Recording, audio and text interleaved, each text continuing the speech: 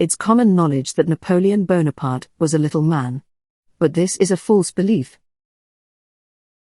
In fact, his height was the average for the period in which he lived. The origin of this false narrative can be attributed to a combination of measurement errors, political propaganda and misinterpretations. The actual height of Napoleon was about 1 meter and 68 centimeters.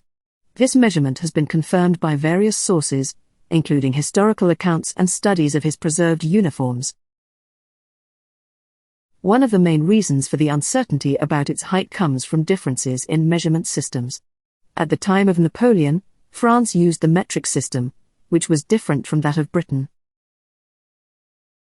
Another factor that contributed to the legend of Napoleon's low stature was the British propaganda of the time. The English, enemies of Napoleon, often portrayed him as a small and unimposing figure in order to diminish his charisma and image. These satirical portraits influenced public opinion and historical perception. In the context of his time, Napoleon's height was perfectly normal, if not slightly above average. The average height of European men at the beginning of the 19th century was slightly lower than today, generally around 1.65 meters. Thus, Napoleon was actually slightly taller than the average of his contemporaries.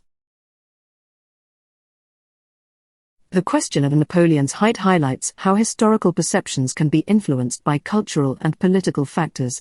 It also demonstrates how measurements and interpretations can be subject to errors and distortions. This is a significant example of how information and perceptions can be influenced and modified over time, and it reminds us to deepen and verify our historical knowledge. By the way, before you leave, remember to subscribe to the channel.